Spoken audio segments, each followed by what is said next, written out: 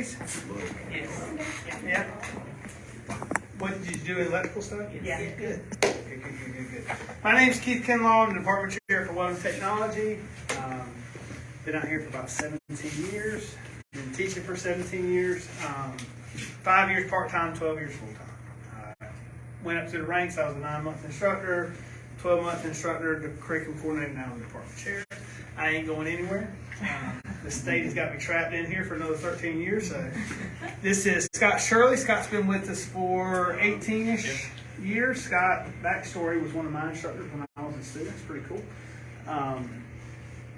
All of us outside of our regular teaching, we have other responsibilities. Scott is our robot guy. He does all the robotic training for us, robotic arc welding.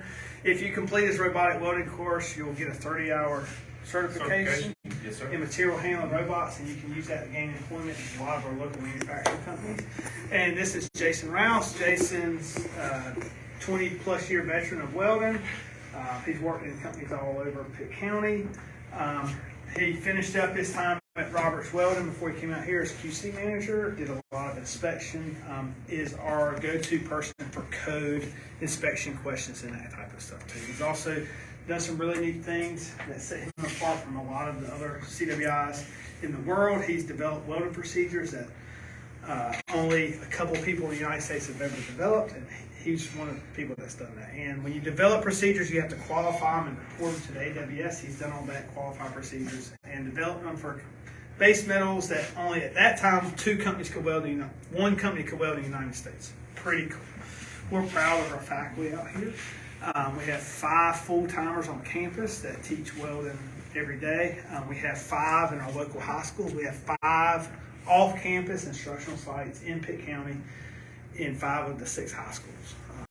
Aiden Griffin, North Pitt, Farmville Central, D.H. Connolly, and Rose High School. Super excited about that. Our CCP population is over 220 students. We've got around 180 to 200 on campus, which makes us the largest welding program in the state. Not by a little bit, but by a lot. The next largest program is just around 200 students. So we're very proud of that. We're in the process of designing a new welding facility right now. This building right here is 12,500 square feet. We'll be transitioning to a 30,000 square foot facility, hopefully in the beginning of fall 25. We hope to be in that building. I'm super excited about that, and what's really neat is it's 100% county funded, so the county is seeing what we're doing here, and they're supporting us, and they're funding this new building. It's really, really cool for us. We have about a 95% hire rate for our graduates. So basically, if you can stay with us through graduation, you're pretty much guaranteed a job.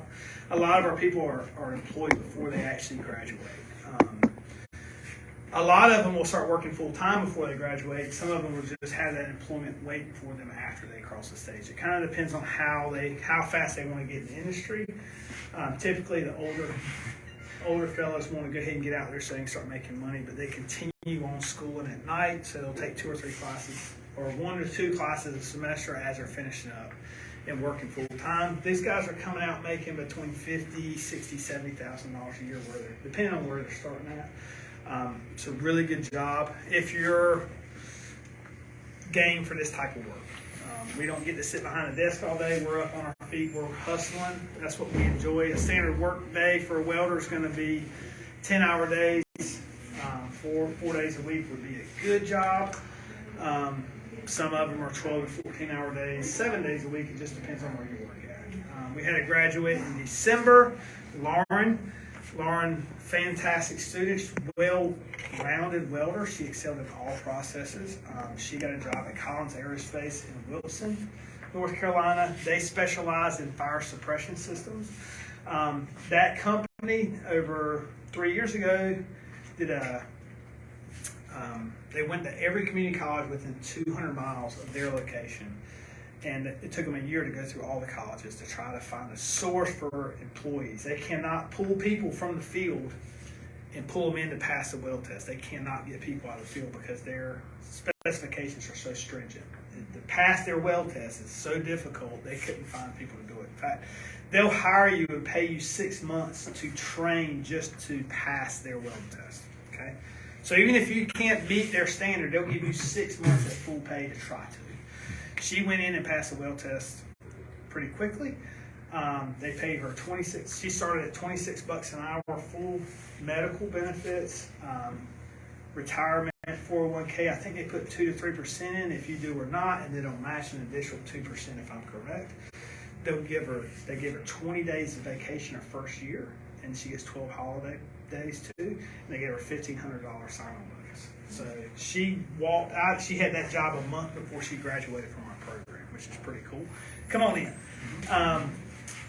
That's one of our great graduates from last semester. We had another guy named Luke. He graduated in May, got a job locally at Edwards Construction Company.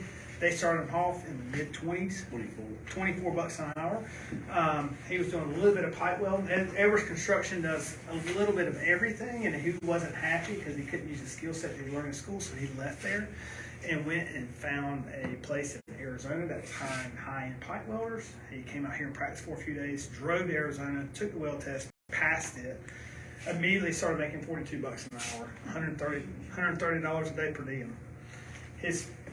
He worked 7/12s, so that's 84 hours a week. That's 44 hours of overtime at time and a half on $42 an hour, plus $130 a day per diem. He was clearing $5,000 a week. From our understanding, when he left that job in 2 months, he left with $50,000 in his pocket. This guy's 22 years old. He paid no money to come to school out here, no debt when he left, and made over $50,000 within 8 months of graduation. Pretty impressive. He's doing better than I am at 22 years old. So that's what you can do if you're hungry for it out here.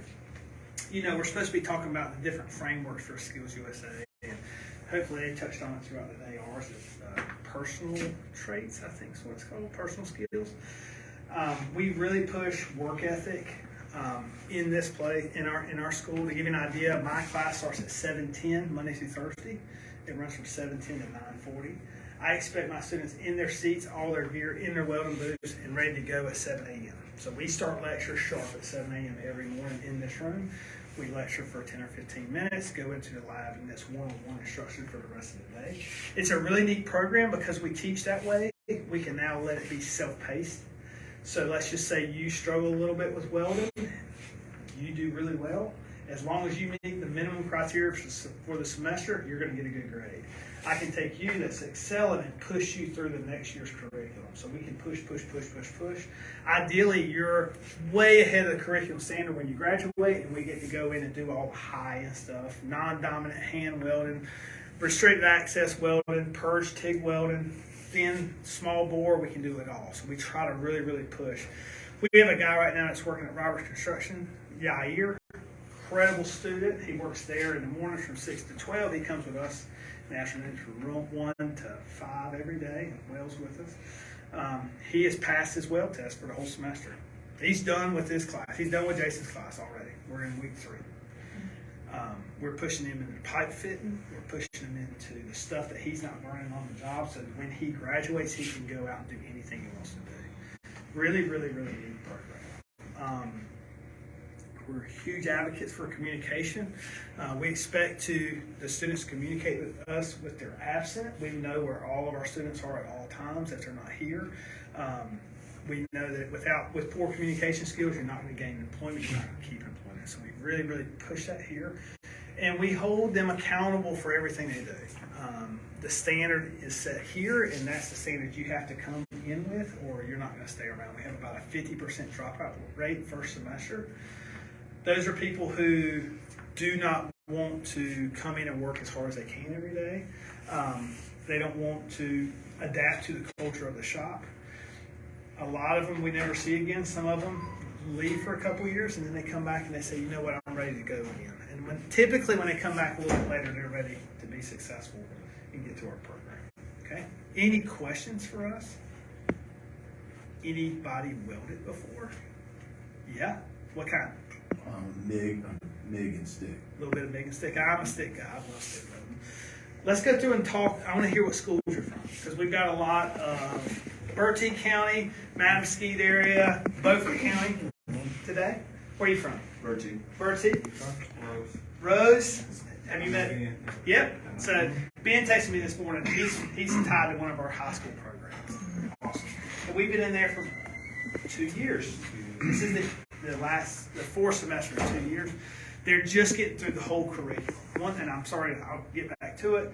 If you complete all 4 levels in high school, you're now eligible for the Bulldog Promise. The Bulldog Promise pays for all your tuition while you're in school. So if you complete the high school welding program, you knock 1 semester off your time here with us, and all of your tuition is paid for, which is really cool.